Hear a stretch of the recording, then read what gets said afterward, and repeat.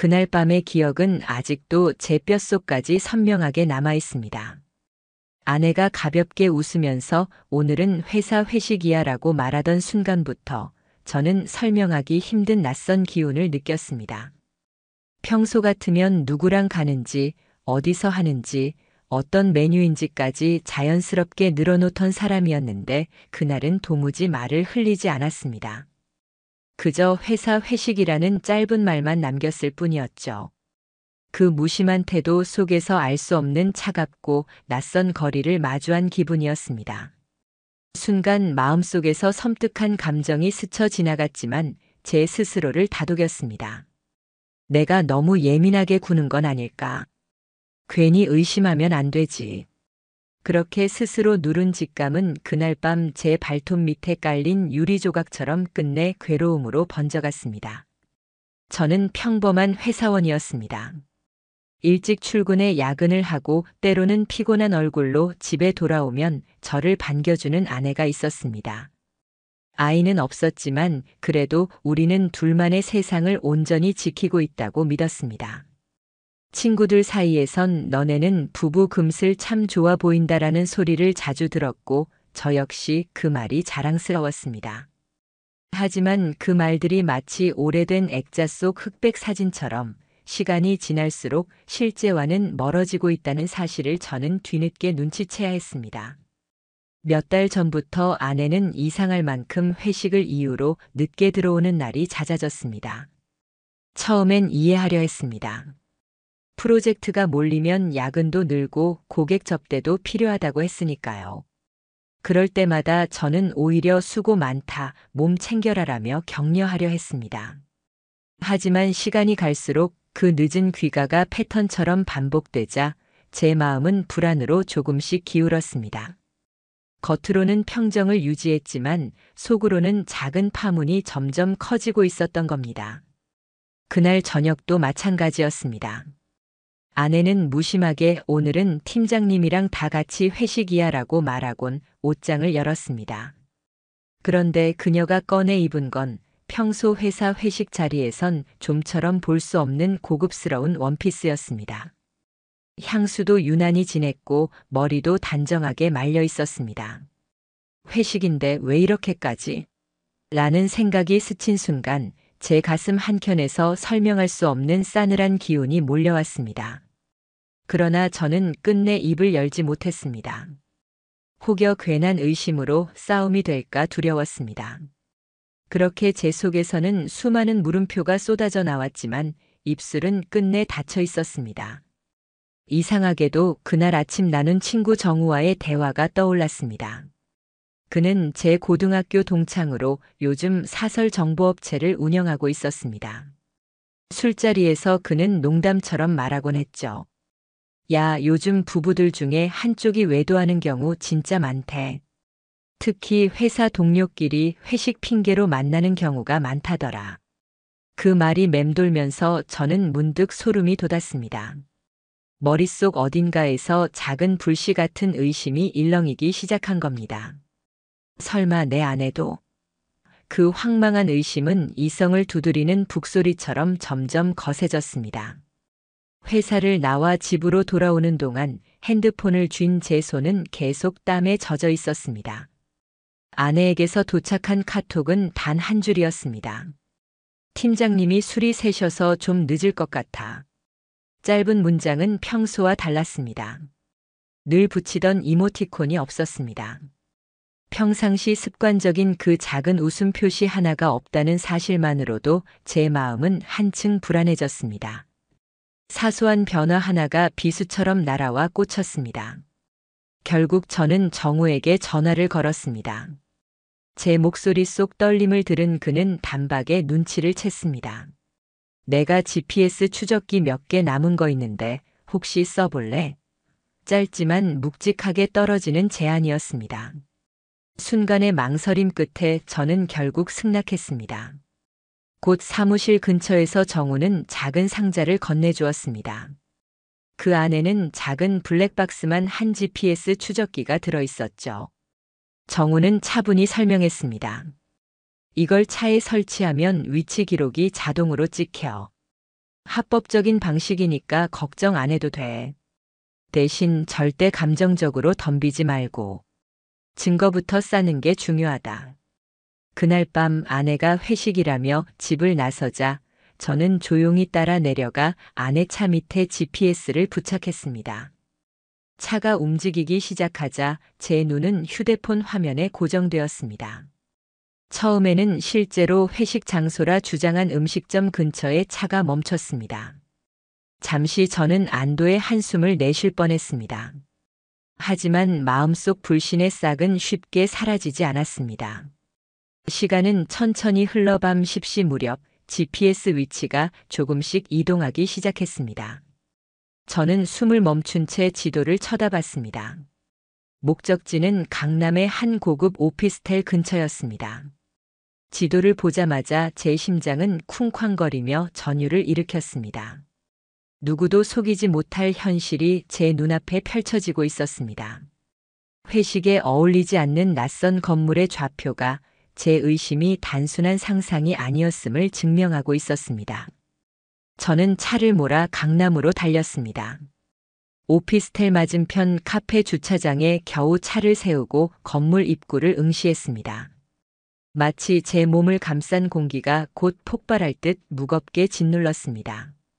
핸드폰을 쥔 손은 심하게 떨렸고 저 자신마저 낯설게 느껴졌습니다. 그리고 제 눈앞에서 믿을 수 없는 장면이 펼쳐졌습니다. 검은 정장을 입은 한 남자가 오피스텔 로비를 나왔습니다. 그 뒤 여전히 고급스러운 원피스를 입은 제 아내가 그 뒤를 따라 나왔습니다. 제 머릿속은 하얗게 날아갔습니다. 눈앞에서 현실이 부서지고 있었습니다. 분명 회식이라더니 오피스텔에서 다른 남자와 함께 나오는 아내의 모습. 그 순간 모든 감각이 파편처럼 흩어져 내리고 있었습니다. 그러나 저는 달려들지 않았습니다. 고함을 지르지도 않았습니다. 차가운 분노가 피 끓는 감정을 눌러냈습니다. 대신 손에 쥔 카메라로 그 장면을 찍었습니다. 택시에 나란히 올라타는 둘의 모습까지 기록했습니다. 그리고 정우에게 사진을 보내며 짧게 말했습니다. 이제부터는 끝까지 가야겠다. 정우의 답은 명확했습니다. 감정에 휩쓸리지 말고 증거를 최대한 모아. 결국은 법정 싸움이야. 그날 밤 집으로 돌아와 텅 빈 침대를 바라봤습니다. 그동안 서로의 체온으로 채워졌던 공간이 이제는 차갑게 얼어붙은 공기만 맴돌고 있었습니다. 휴대폰 속 사진을 몇 번이고 되짚어보며 저는 이를 악물었습니다. 여기서 멈추지 않는다. 반드시 끝을 본다. 제 안의 결심은 그렇게 단단해졌습니다. 다음 날 정우는 다시 저를 만났습니다. 그는 전문 변호사를 소개해줬습니다. 상간 소송 경험이 많은 변호사였습니다. 그녀는 단호하게 말했습니다. 증거 확보가 가장 중요합니다. 신원을 정확히 확보하고 영상과 사진까지 확보했다면 이미 절반은 성공입니다. 추가로 그 남자의 사회적 위치나 직분의 흠결을 드러낼 수 있다면 위자료 액수나 타격도 크게 커질 것입니다. 저는 그 조언을 마음속 깊이 새겼습니다. 더 이상 감정 따위에 휘둘릴 수 없었습니다. 치밀하고 냉정하게 한 걸음 한 걸음 밟아 나가야만 했습니다. 그 순간 저는 이미 한 남편이자 한 회사원이 아니라 진실을 끝까지 추적해내겠다는 결심만으로 움직이는 또 다른 사람이 되어 있었습니다. 그날부터의 저는 분노와 배신감 속에서 오히려 기묘한 집중력을 발휘했습니다. 그동안의 낡은 소심함은 모두 벗어던지고 마치 전쟁 준비를 하는 장수처럼 칼날 같은 결단을 다지고 있었습니다. 더 이상 뒤로 물러설 수 없었습니다. 아내의 차에 설치해 두었던 GPS는 제게 냉정하고 잔혹한 진실을 조금씩 드러내고 있었습니다. 그저 일회성의 실수가 아니기를 바라는 마음과 오래 이어진 흐름일 거라는 불길한 예감이 동시에 괴물처럼 제 마음을 갉아먹었습니다. 추적 결과는 냉정했습니다. 일주일간의 기록을 확인해 보니 아내는 단순히 회식 있는 날뿐 아니라 평범한 평일 저녁에도 강남 일대를 꾸준히 드나들고 있었습니다. 퇴근 시간이면 곧장 집으로 와야 할 시간이었지만 그녀의 차는 늘 어김없이 밤 8시쯤 강남 쪽 건물에 멈췄다가 11시가 넘어서야 움직였습니다. 회사에서 집까지는 30분이면 충분한 거리였습니다. 하지만 그녀가 집에 들어오기까지 늘 3시간이 비어 있었습니다. 그 빈 시간은 제 가슴 한복판에 커다란 구멍처럼 뚫려 있었습니다. 더 이상 우연이 아니었습니다. 게다가 휴일조차 예사롭지 않았습니다. 아내는 일요일 낮에도 자주 외출을 했습니다. 내일 받고 올게, 친구랑 점심 약속이 있어라며 태연하게 말했지만 GPS 기록은 늘 다른 답을 내놓았습니다. 목적지는 강남의 한 건물이었습니다. 겉으로 보기엔 평범한 상업 건물 같았지만 그 안에는 휴먼 웰리스라는 유명 피부과 클리닉이 들어와 있었죠. 처음엔 그저 피부 시술 같은 걸 받으려는 줄 알았지만 빈도가 너무 잦았습니다. 단순한 관리 차원이라고 하기엔 지나칠 정도였습니다. 저의 의심은 점점 구체적인 그림으로 변해갔습니다. 그래서 저는 결심했습니다. 직접 확인해야 한다고. 어느 날 아내는 외출 준비를 하며 오늘은 예슬이랑 브런치 먹고 올게라며 웃었습니다. 그 이름을 듣는 순간 저는 속으로 차갑게 웃었습니다. 왜냐하면 이미 정우가 예슬의 SNS 기록을 추적해 확인해 준 상태였기 때문입니다. 그 시간대 예슬은 전혀 다른 지역에서 다른 친구들과 사진을 찍어 올리고 있었습니다. 아내가 말한 예슬과의 브런치는 대부분 허구였습니다. 그날 저는 차를 몰고 아내 뒤를 따라 붙었습니다. 표정은 무덤덤했지만 제 눈동자는 이미 차창 밖 세상을 날카롭게 스캔하고 있었습니다. 아내의 차는 곧장 강남 쪽으로 향했습니다. 예상대로 목적지는 휴먼 웰리스 클리닉 건물이었습니다. 저는 건물 맞은편 골목에 차를 세우고 창밖을 바라봤습니다. 그리고 마침내 익숙한 인물이 제 시야에 들어왔습니다. 그날 오피스텔에서 아내와 함께 나오던 남자. 그는 이번엔 흰 가운을 입고 있었습니다. 병원 원장이었습니다. 병원 이름 게시판에도 그의 이름이 크게 새겨져 있었습니다. 서도윤 원장. TV에도 몇 차례 나온 적이 있는 꽤 이름 있는 의사였습니다. 그제야 모든 점이 하나로 이어졌습니다. 아내의 거짓말, 회식이라는 핑계, 예슬의 이름으로 감춘 행적, 클리닉의 방문. 그녀는 단순히 직장 동료와 일시적으로 빠져든 게 아니었습니다. 아내가 몰래 숨긴 시간은 철저히 이 사람과 맞추어진 시간표였습니다. 오피스텔에서의 은밀한 만남, 휴일의 피부과 예약, 그리고 평일에 사라진 3시간.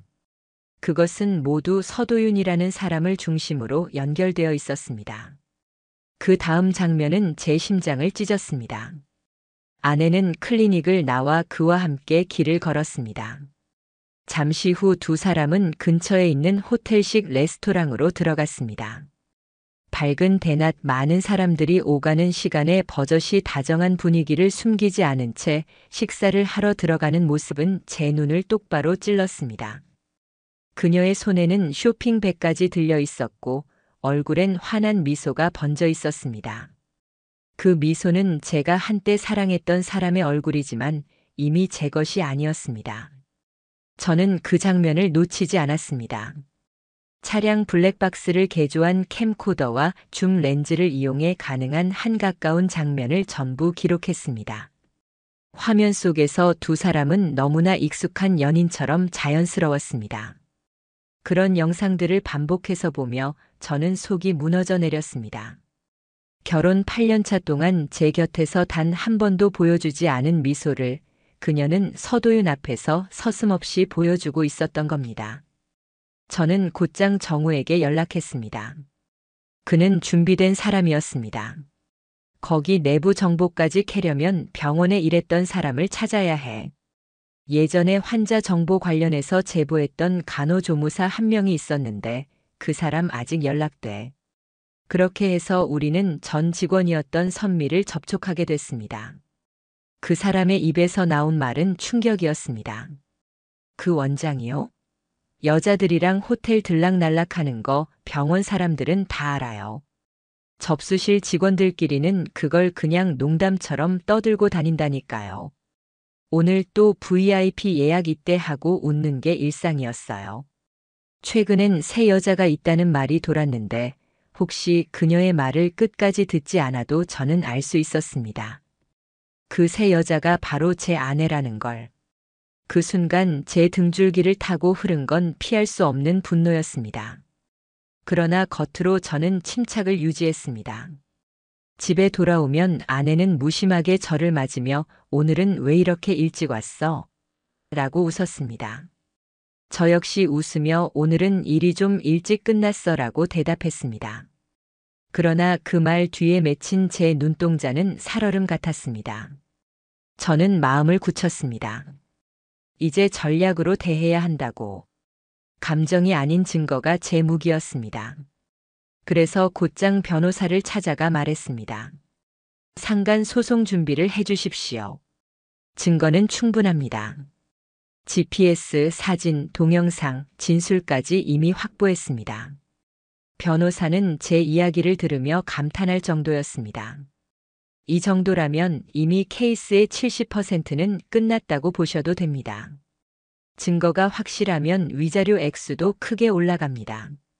상대방의 신원도 확보된 상태이니 법적 절차는 안정적으로 진행될 겁니다. 저는 그녀의 조언에 따라 모든 자료를 정리하기 시작했습니다. 정우는 또 다른 연결 고리를 뚫었습니다. 병원 내부에 남아있는 인맥을 활용해 서도윤 원장의 메모 자료 일부를 입수한 겁니다. 그 안에는 월수 오후 예약 박지민 고객 1대1이라는 문구가 또렷하게 적혀 있었습니다. 저는 그 글자를 보는 순간 심장이 송곳에 찔린 듯 조여왔습니다. 증거는 증거일 뿐이지만 제 이름 옆에 그 1대1이라는 단어는 너무나 노골적이었습니다. 변호사에게 문서를 전달했을 때 그녀는 단호히 말했습니다. 완벽합니다. 상대방은 도망칠 수 없습니다. 상간소송, 이혼, 위자료는 물론이고 의료윤리 위반까지 병행해서 고소할 수 있어요. 이번 사건은 단순히 사적인 불륜이 아닙니다. 공적인 신뢰까지 무너뜨린 사건입니다. 그 말을 듣는 순간 제 눈동자에는 다시 불이 붙었습니다. 아내, 그리고 서도윤. 두 사람 모두 이제는 법과 사회 앞에서 책임을 져야 했습니다. 배신 앞에서 흔들리던 지난날과는 달리 그 순간에 저는 냉정했습니다. 이제 제대로 된 싸움이 시작되는 것이었습니다. 서도윤과 아내의 관계가 뚜렷해질수록 저는 점점 더 뼈저리게 느꼈습니다. 사진이나 GPS 기록만으로는 부족하다는 것을 말입니다.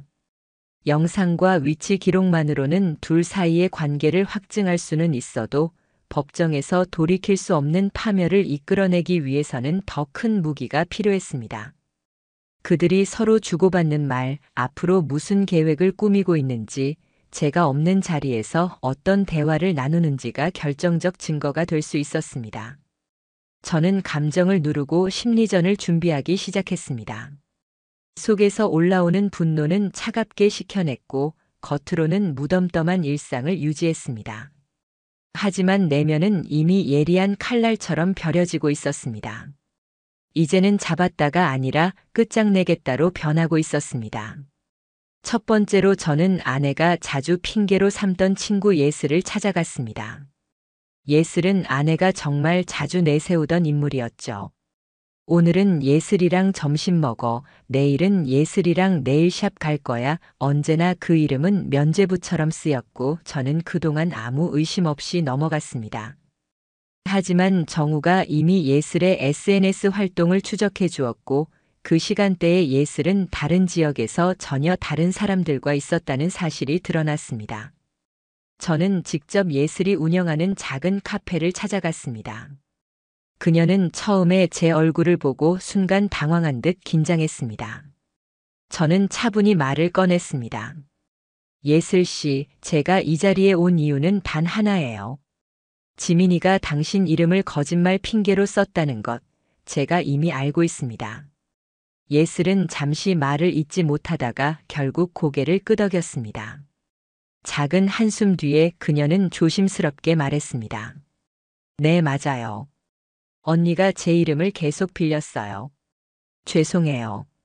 사실 저도 몇 번이나 말리려 했습니다. 그런데 언니가 너무 그냥 모르는 척 해줘라면서 저도 점점 말릴 힘을 잃었어요.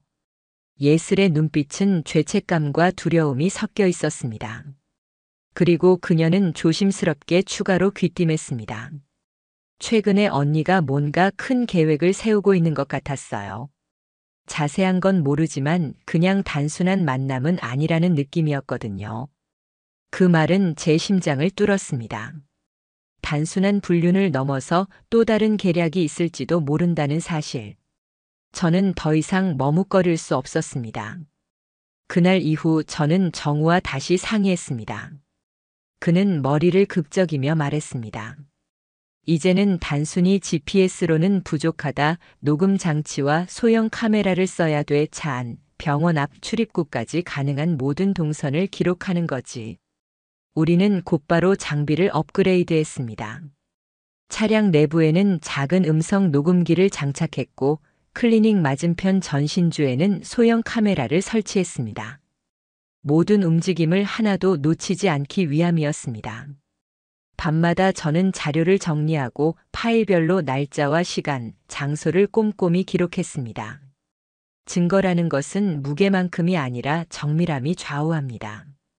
그 무렵 아내는 오히려 한층 더 뻔뻔해졌습니다. 주말에도 늦게 들어오면서 팀 프로젝트 막바지라 진짜 힘들어라는 핑계를 태연하게 내뱉었습니다. 저는 겉으로 고개를 끄덕이며 웃어주었지만 실제로는 그녀의 말 한마디 한마디를 녹음했습니다. 방으로 들어가며 남긴 짧은 속삭임마저 기록되었고 서로의 대화 톤만 분석해도 상황은 뚜렷했습니다. 그러던 어느 날 예상치 못한 일이 터졌습니다. 병원 내부의 또 다른 인물이 저를 직접 찾아온 겁니다. 그는 강 부원장이라 불리던 사람이었습니다. 서도윤 밑에서 오래 근무했지만 최근의 상황으로 불만이 쌓여 있는 인물이었습니다. 그는 제게 말했습니다. 저도 그 사람 때문에 인생이 꼬였습니다. 환자하고 부적절한 관계, 병원 이미지 추락, 내부 직원들의 불신 다들 알고 있는데 아무도 입 밖에 못 꺼냅니다. 저도 이런 상황을 견디기 힘듭니다. 원장님이 제대로 무너지는 걸 보고 싶습니다. 그는 제게 내부 자료를 건넸습니다. CCTV 일부와 병원 예약 기록이었습니다. 거기엔 분명히 제 아내의 이름이 여러 차례 등장했습니다. 예약 메모란에는 VIP 외부 노출 금지라는 문장이 반복적으로 적혀 있었고 그 순간 저는 손끝까지 떨렸습니다. 이제 저는 돌이킬 수 없다는 걸 직감했습니다. 매일 아침 거울 앞에 서면 저는 이를 악물었습니다. 나는 왜 지금까지 몰랐을까? 왜 그 작은 거짓말들을 그냥 넘겼을까? 하지만 자책만 하고 있을 시간은 없었습니다. 저는 증거들을 하나씩 정리했고 증언들을 문서화했습니다. 어느새 제 테이블 위에는 사건 도표가 펼쳐져 있었습니다. 한눈에 봐도 명확히 드러나는 배신의 구조. 변호사에게 자료를 전달했을 때 그녀는 말했습니다. 이제 충분합니다. 소송장 준비에 들어갈 수 있어요. 상대 남자 그리고 아내. 두 사람 모두 책임을 회피할 수 없습니다. 다만 아직 공개적으로 들키지 않게 조심하세요. 불시에 증거를 훼손당하거나 역으로 고소당할 수 있습니다. 지금은 절대 감정을 드러낼 때가 아닙니다. 저는 고개를 끄덕였습니다. 이제 저는 감정을 꾹 누르고 마지막까지 증거를 모으는 냉철한 수집가처럼 변했습니다. 밤이 깊을수록 집안 공기는 낯설게 흘렀습니다. 아내는 여전히 웃으며 요즘 왜 이렇게 말이 없어? 라고 장난스럽게 묻곤 했습니다. 하지만 저는 평범하게 피곤해서 그래라고만 대답했습니다. 단순한 문장 속에 제가 쌓아올린 분노와 결심이 숨어 있다는 사실을 그녀는 전혀 알지 못했습니다. 그러나 저는 알았습니다. 곧 이 집안을 뒤흔들 폭풍이 몰려오고 있다는 것을. 문득 그녀가 제 앞에서 웃는 장면조차도 이제는 끝을 향해 걸어가는 마지막 잔상으로 보였습니다. 모든 퍼즐은 하나하나 맞춰지고 있었고 제 발걸음은 점점 더 치밀한 심리전을 향하고 있었습니다. 증거, 증언, 내부 제보, 거짓말의 붕괴.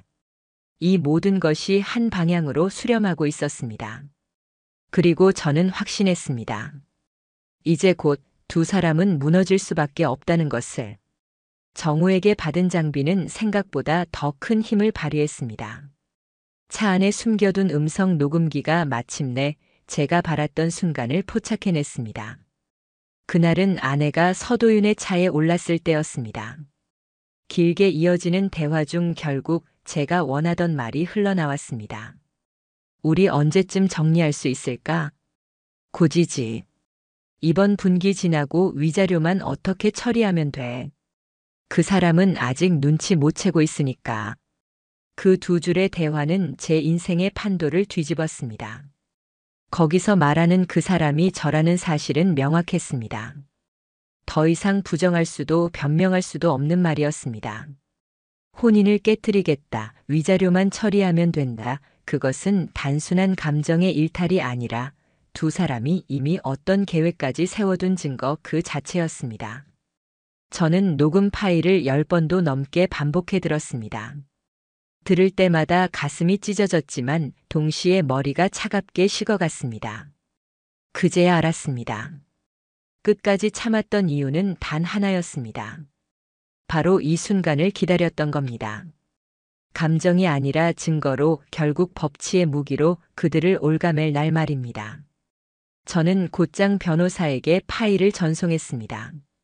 그녀는 목소리조차 낮추지 않은 채 단호하게 말했습니다. 이건 완벽합니다. 법원에 그대로 제출해도 문제가 없습니다. 단순 불륜을 넘어서 이혼 계획과 위자료 회피 의도까지 노골적으로 드러나 있네요. 재판부가 이걸 들으면 판단은 더 이상 복잡하지도 않을 겁니다. 이제 미룰 이유가 없었습니다. 바로 소송을 준비했습니다. 윤서는 차근차근 서류를 정리했고 저와 함께 각종 증거를 날카롭게 엮었습니다. 제게는 이미 산더미 같은 자료가 있었습니다. GPS로 기록한 이동 동선, 호텔과 오피스텔 출입 사진과 영상, 서도윤 병원 강 부원장의 내부 진술과 문서, 친구 예슬의 증언, 차량 내 녹음 파일, 병원 예약 내역과 VIP 1:1 메모. 이 모든 것들은 별개의 파편 같았지만 하나로 모으니 거대한 칼날이 되었습니다. 윤서는 이 서류들을 정리해 제출하며 말했습니다. 이 정도라면 도망갈 구멍이 없습니다. 법정에서도 사회적으로도 타격은 불가피합니다. 저는 그때 손끝이 다시 떨렸습니다. 그러나 그 떨림은 두려움이 아니었습니다. 긴 기다림 끝에 마침내 시작되는 응징의 전조였습니다. 소송 준비는 그것으로 끝이 아니었습니다. 윤서의 조언대로 의료윤리위원회에 별도로 자료를 제출하기로 했습니다. 의료인으로서의 권리를 이용해 환자와 부적절한 관계를 맺은 사실은 단순한 혼외 관계를 넘어선 중대한 문제였습니다. 제가 제출한 내용은 다음과 같았습니다. 치료와 사적인 관계 혼용 정황, 병원 내부 예약 기록과 외부 노출 금지 문구, 내부 직원들의 진술, 환자 프라이버시 침해로 추정되는 상황. 윤리위원회는 곧 조사 착수에 돌입했습니다. 병원 내부 직원 전수 면담과 예약 내역 전체 검토까지 포함된 절차였습니다. 단순한 풍문이 아니라 이미 내부에서도 알던 사실이었기에 반응은 빨랐습니다. 저는 여기서 멈추지 않았습니다. 변호사의 조언에 따라 언론 카드도 고려했습니다. 직접적으로 이름을 공개하지는 않았지만 지역 커뮤니티와 몇몇 기자들에게 익명 제보를 보냈습니다. 제목은 단순했습니다. 강남 유명 클리닉 원장, 환자와 부적절한 관계 지속 내부 증언 확보됨. 저는 이름도 넣지 않았습니다. 그러나 병원 위치, 클리닉 장면이 찍힌 사진, 배경만으로도 사람들은 금세 짐작할 수 있었습니다. 그로부터 단 이틀 만에 지역 커뮤니티 게시판은 폭발적으로 흔들렸습니다. 여기 원장 여자랑 붙어 있는 거 본 적 있다. 주말마다 데려다 주더라. 환자 정보 유출하는 게 아니냐? 병원은 부랴부랴 SNS를 비공개로 돌렸고 예약 앱에서 후기가 비활성화되었습니다. 병원 번호로 전화를 걸면 일시 점검 중이라는 메시지만 반복되었습니다. 그 장면을 보며 저는 정우와 마주 앉아 조용히 말했습니다. 이제 진짜 시작이다. 끝까지 간다. 그 시각 아내는 아무것도 눈치채지 못하고 있었습니다. 어느 날 그녀는 고급 빵집에서 케이크를 사들고 돌아와 그림처럼 웃어 보였습니다. 여보, 요즘 피곤해 보여서. 나도 좀 미안해서. 저는 침착하게 대답했습니다. 그래. 요즘 좀 피곤하긴 하지. 겉으로는 평범한 부부의 대화였지만 제 속에서 끓던 감정은 달랐습니다. 바로 며칠 전 그녀가 호텔 레스토랑에서 서도윤과 손잡고 웃던 장면이 눈앞에 겹쳐 보였기 때문입니다. 그리고 마침내 법원에서 정식으로 소장 접수 확인서가 도착했습니다. 서류를 손에 쥔 순간 저는 집으로 돌아와 책상 서랍에 고이 넣었습니다. 아직 아내에게는 말하지 않았습니다. 굳이 말할 필요가 없었습니다. 법원이 직접 서류를 송달할 테니까요. 그 순간이 바로 제가 준비한 첫 번째 응징의 날이 될 터였습니다. 윤서의 말대로 법원 서류는 곧 아내와 서도윤에게 각각 송달될 것이었습니다. 저는 그 순간을 집안에서 기다렸습니다. 지금은 폭풍이 오기 전 가장 고요한 시간. 그러나 저는 알았습니다. 곧 벼락이 내리칠 것이고 그것이 두 사람의 삶을 한순간에 갈라놓을 거라는 사실을. 그리고 드디어 그날이 다가오고 있었습니다. 그날 아침은 평소와 다르지 않았습니다. 아내는 부엌에서 커피를 내리며 흥얼거렸고 저는 거실 창가에 앉아 묵묵히 그 모습을 바라보고 있었습니다. 머리카락을 드라이하며 2번이나 립스틱을 덧바르는 모습은 이상하게도 낯설게 느껴졌습니다. 평범한 일상이 흘러가는 듯 보였지만 제 마음속은 폭풍 전야와도 같았습니다. 시간이 흐르다 오전 11시 42분. 현관 초인종이 울렸습니다. 택배인가? 아내가 무심하게 말하며 문을 열었습니다. 그 앞에는 정장을 입은 송달원이 서 있었습니다. 그는 봉투 하나를 내밀었습니다. 박지민 씨 맞으시죠? 서울가정법원에서 온 서류입니다. 수령 확인에 서명 부탁드립니다. 순간 아내의 얼굴에서 핏기가 빠져나갔습니다. 몸이 굳은 채 봉투를 받아든 그녀는 얼어붙은 듯 현관 앞에 서 있었습니다. 무표정한 송달원이 돌아서 사라지자 정막이 집안을 가득 메웠습니다. 아내는 한참을 제자리에서 봉투만 바라보다가 결국 덜덜 떨리는 손으로 종이를 꺼냈습니다. 한 장, 2장 페이지가 넘어갈 때마다 그녀의 어깨는 무겁게 내려앉았습니다. 그리고 마침내 제 쪽을 바라보았습니다. 이게 뭐야? 저는 조용히 말했습니다. 그동안 내가 숨겨온 모든 것에 대한 정당한 대가야. 그녀는 그 순간 바닥에 서류를 떨어뜨리고 주저앉았습니다. 눈빛은 공포와 혼란으로 흔들렸습니다. 아니야, 이건 아니야. 어떻게 이런 걸 대체 어떻게 알았어? 그 떨림을 저는 냉정하게 바라보았습니다.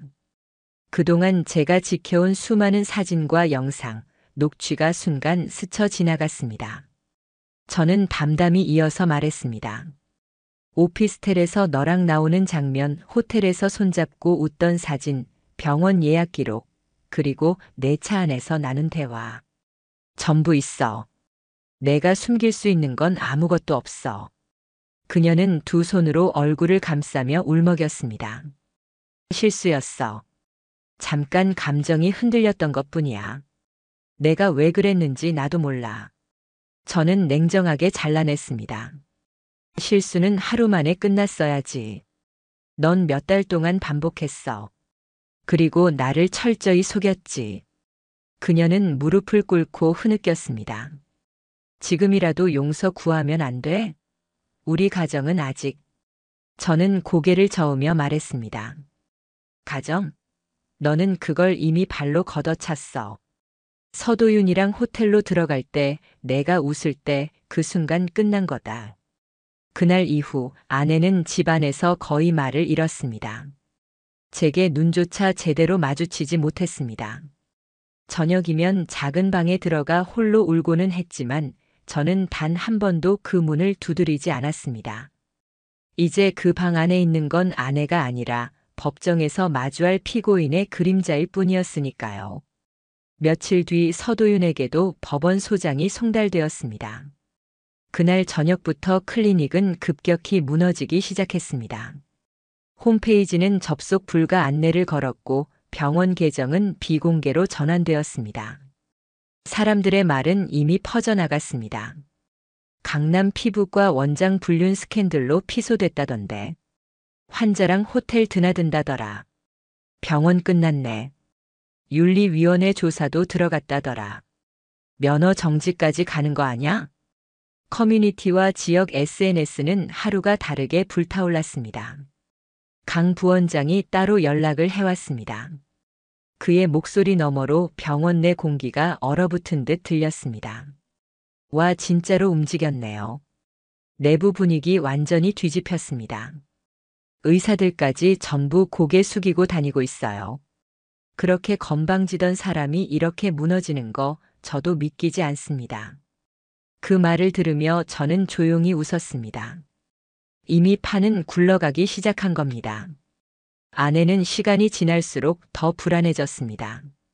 어떤 날은 갑자기 제게 다가와 억지로 미소를 지으며 요즘 왜 이렇게 말이 없어? 괜히 무섭다라고 말하기도 했습니다. 하지만 저는 짧게 대답했습니다. 피곤해서 그래. 더 이상 길게 대답할 이유조차 없었습니다. 그녀가 내민 빵, 그녀의 미소, 그녀의 울음. 모두 제게는 이제 연극일 뿐이었습니다. 그리고 곧 그 연극은 법정에서 철저하게 무대 위에서 찢겨나갈 것이었습니다. 이제 모든 게 준비되었습니다. 송달이 끝났고 언론과 윤리위 조사가 이어졌습니다. 병원은 흔들리고 사회의 시선은 이미 두 사람을 정조준하고 있었습니다. 그날 밤 저는 책상 위에 정리된 서류를 다시 한번 바라보며 속으로 의졸였습니다. 이제 곧 끝난다. 그리고 나는 절대 뒤돌아보지 않는다. 폭풍은 이미 시작되었고 두 사람의 세상은 서서히 무너지고 있었습니다. 재판 당일 아침 저는 거울 앞에서 넥타이를 매며 제 얼굴을 들여다봤습니다. 심장은 분명 두근거렸지만 제 눈빛은 예전과 달랐습니다. 분노에 흔들리던 날들은 이미 지나갔습니다. 오늘의 저는 증거와 진실을 들고 판결을 기다리는 사람일 뿐이었습니다. 서울가정법원 제오민 사부. 법정 문을 열고 들어서는 순간 차가운 공기가 한꺼번에 몸을 짓눌렀습니다. 방청석엔 몇몇 기자와 참관인들이 앉아 있었고 모든 시선이 우리를 향해 있었습니다. 피고석에는 두 사람이 앉아 있었습니다. 아내는 눈에 띄게 수척해진 얼굴이었고 화장으로도 가려지지 않는 창백함이 묻어 있었습니다. 고개는 계속 아래로 떨어져 있었고 제 시선과 마주치려 하지 않았습니다. 그 옆에 서도윤은 여전히 정장을 단정히 입고 있었습니다. 그러나 눈빛은 예전의 자신감이 아닌 짙은 불안과 피로로 얼룩져 있었습니다. 전성기라 부를 만한 그의 모습은 이제 더 이상 어디에도 없었습니다. 판사가 입장하고 재판은 곧 시작되었습니다. 원고 측 대리인인 변호사가 자리에서 일어났습니다. 그녀의 목소리는 담담하면서도 단호했습니다. 원고는 이번 사건으로 회복하기 어려운 정신적 피해를 입었습니다. 이에 따라 본 변호인은 다음과 같은 증거를 제출합니다. 그녀는 차례로 증거 목록을 꺼냈습니다. GPS로 기록된 아내의 이동 경로, 호텔과 오피스텔 출입 장면 영상, 차량 내 음성 녹음 파일, 병원 VIP 예약 내역과 외부 노출 금지 메모, 병원 부원장과 전 직원의 진술서, 아내의 친구 예슬의 진술서, 관련 사건으로 촉발된 사회적 반향 기사. 변호사가 하나씩 설명을 이어갈 때마다 피고석의 두 사람은 점점 고개를 숙였습니다. 법정 안의 공기는 점점 더 팽팽해졌습니다. 판사가 아내에게 물었습니다. 피고 박지민 원고의 주장과 제출된 증거를 인정합니까? 아내는 오랫동안 침묵했습니다. 마침내 거의 들리지 않을 정도의 목소리로 대답했습니다. 인정합니다. 그 순간 방청석에서 작은 웅성거림이 일었습니다. 제가 수집한 모든 자료가 현실임을 아내 스스로 법정에서 확인해 준 순간이었기 때문입니다. 하지만 서도윤은 곧바로 손을 들어 변명했습니다. 판사님, 저는 피고 박지민과 사적인 감정을 나눈 것은 사실이나 혼인을 파탄낼 의도까지는 없었습니다. 환자와 의사 관계에서 일이 커졌을 뿐입니다. 그 말에 변호사가 곧바로 녹음 파일을 재생했습니다. 법정 스피커에서 차갑게 흘러나온 목소리는 서도윤 본인의 것이었습니다. 조금만 더 참자. 걔는 아직도 눈치 못 채. 위자료만 잘 정리하면 너랑 유럽 가는 건 문제 없어. 단 한 줄의 대화가 법정을 정적 속에 집어넣었습니다. 판사는 곧바로 서류를 내려놓으며 차갑게 말했습니다. 피고 서도윤. 이 발언은 단순한 감정 표현이 아니라 혼인 파괴 계획으로 해석됩니다. 서도윤의 얼굴은 그 순간 무너져 내렸습니다. 방금 전까지만 해도 억지로 유지하던 단호함은 사라지고 그는 하얗게 질린 표정으로 고개를 숙였습니다. 그의 두 손은 책상 위에서 떨리고 있었습니다. 아내는 옆에서 두 손으로 얼굴을 가린 채 흐느꼈습니다. 마치 자신이 어디까지 무너질지를 그제야 깨닫는 듯 했습니다. 하지만 울음은 책임을 지울 수 없었습니다. 변호사가 자리에서 일어나 다시 말했습니다. 원고는 본 사건으로 인해 극심한 정신적 고통을 겪었으며 사회적인 피해까지 입었습니다. 이에 따라 원고는 피고 박지민에게 위자료 8천만 원, 피고 서도윤에게 6천만 원의 손해배상을 청구합니다. 두 금액은 결코 가볍지 않았습니다.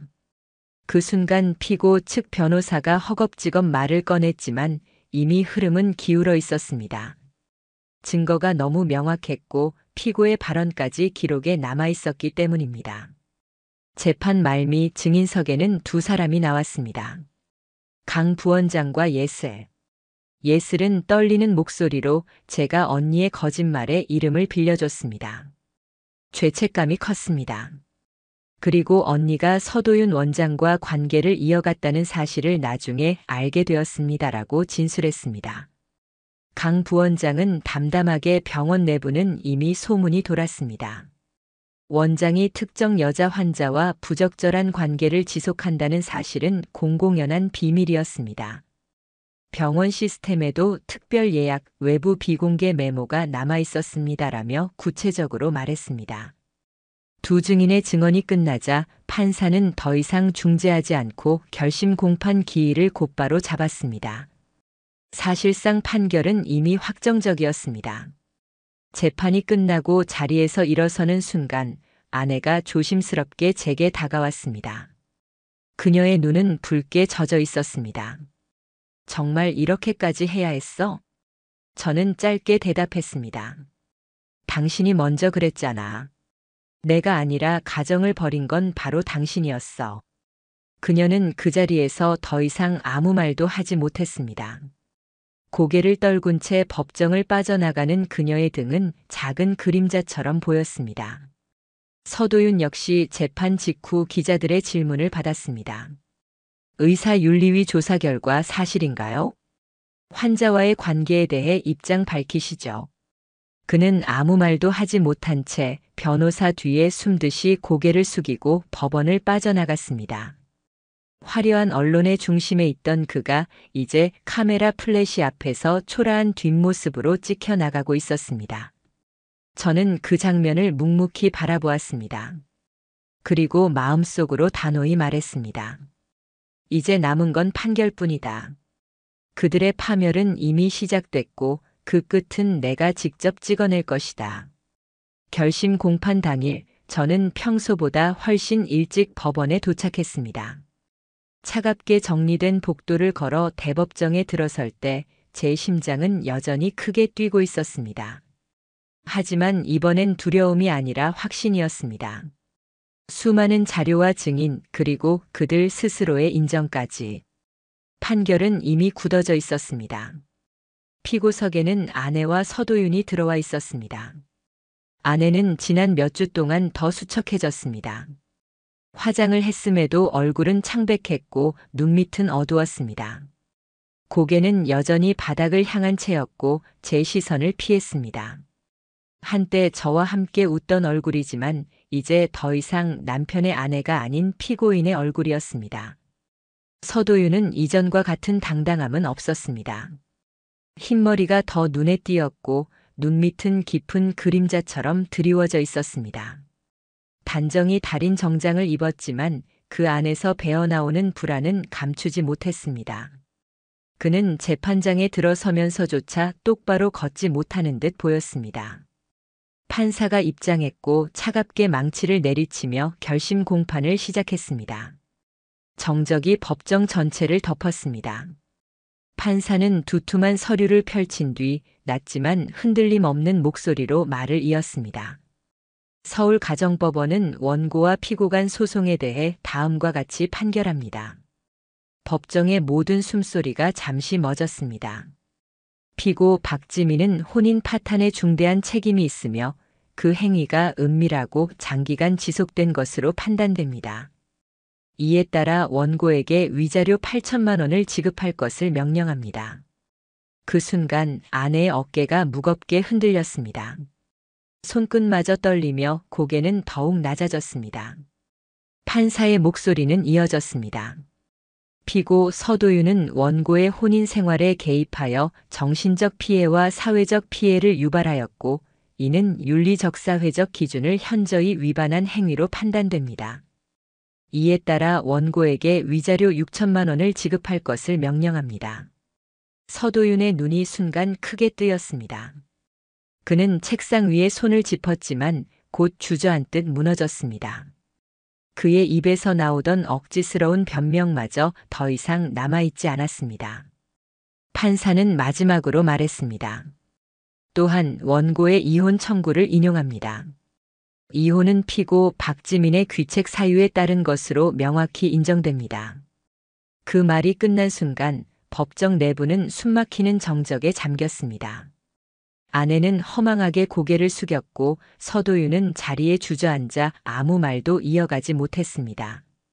두 사람은 마치 이미 모든 것을 잃은 듯 한마디 변명조차 꺼내지 못했습니다. 이제 거짓말과 위장은 더 이상 통하지 않았습니다. 판사의 목소리가 멀어져 가는 순간 제 가슴 한가운데서 묘한 감정이 일렁였습니다. 분명 참을 수 없는 분노로 시작했던 싸움이었지만 이제 남은 것은 차갑고 고요한 종결이었습니다. 재판이 끝나고 법정을 나설 때 아내가 마지막으로 제게 다가왔습니다. 그녀의 목소리는 거의 들리지 않을 정도로 낮았습니다. 정말 이렇게까지 해야 했어? 저는 짧게 대답했습니다. 내가 먼저였어. 내가 버린 가정을 내가 왜 지켜야 하지? 그녀의 눈에는 눈물이 맺혀 있었지만 더 이상 제게 통할 수는 없었습니다. 그녀는 고개를 떨군 채 무겁게 걸음을 옮겼습니다. 서도윤은 법정을 빠져나가다 기자들에게 가로막혔습니다. 환자와의 관계 인정하십니까? 윤리위원회 징계 여부 알고 계십니까? 본인 병원 폐업한다는 소문은 사실입니까? 그는 변호사 뒤에 숨듯 고개를 숙였고 입술을 물며 아무 말도 하지 못했습니다. 카메라 플래시는 쉼없이 터졌지만 그는 그 빛 앞에서 더 이상 환하게 웃던 유명 의사가 아니었습니다. 그저 사회적으로 추락한 하나의 몰락자일 뿐이었습니다. 저는 묵묵히 그 장면을 바라봤습니다. 제 몫의 분노는 이미 모두 증거와 판결 속에서 흩어졌습니다. 그리고 제게 남은 것은 단 하나. 끝이라는 확신이었습니다. 며칠 뒤 윤리위원회에서도 공식 통보가 왔습니다. 피고 서도윤은 의료인의 품위를 손상시키고 환자와의 부적절한 관계를 지속적으로 이어온 정황이 인정되었습니다. 이에 따라 의료계는 해당 의사에 대해 1년간 면허 정지 처분을 내리기로 결정했습니다. 아울러 관련 병원은 폐업 절차에 착수했습니다. 그 문장을 읽는 순간 저는 조용히 눈을 감았습니다. 의사로서의 마지막 명예마저 무너지고 그가 세운 병원마저 사라진다는 사실이 확정되었습니다. 아내에게서 메시지가 온 것은 그 직후였습니다. 정말 이렇게까지 해야 했어? 나 지금 아무것도 없어. 그 문장을 보며 저는 휴대폰을 책상 위에 내려놓았습니다. 이제 더 이상 대답할 필요도 없었습니다. 죄책감 대신 원망을 담은 그 말은 그녀가 끝내 변하지 않았다는 증거일 뿐이었습니다. 그리고 몇 주 후 정우에게서 연락이 왔습니다. 그 사람 해외 도피 시도하다가 출국금지 명단에 걸려서 조사받고 있대. 병원 회계 조작 건으로 국세청까지 들이닥쳤다더라. 그 소식을 들었을 때 저는 아무런 감정도 잃지 않았습니다. 제게는 이미 끝난 싸움이었습니다.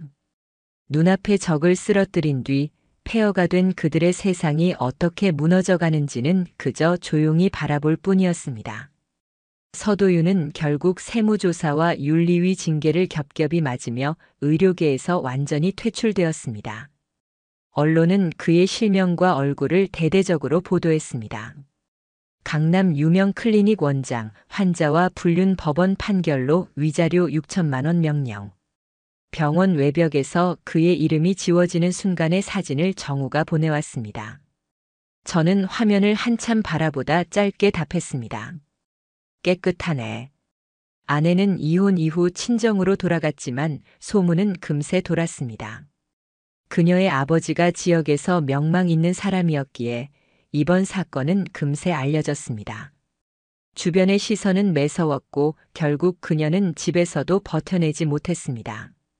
연락을 시도했으나 받아주는 사람은 없었고 SNS는 모든 흔적을 지운 채 사라졌습니다. 몇 달 뒤 저는 우연히 중고거래 앱에서 그녀의 이름을 보게 되었습니다. 의류 정리합니다. 조용히 거래 원해요. 사진 속의 그녀는 예전의 화려함은 온데간데 없었습니다. 다른 코트와 색바랜 셔츠, 피로에 지친 눈빛. 그것이 그녀의 선택과 배신의 대가였습니다. 그리고 저는 다시 제 삶으로 돌아왔습니다. 조용히 커피를 마시고 음악을 들으며 상처를 치유하는 시간을 보내고 있었습니다. 누군가는 묻곤 했습니다. 그래도 사랑했던 사람이잖아. 불쌍하지 않아? 저는 단호히 대답했습니다. 사랑했던 사람이었기 때문에 그 배신이 더 깊었어. 그래서 끝까지 응징해야 했지. 그 대답에는 흔들림이 없었습니다.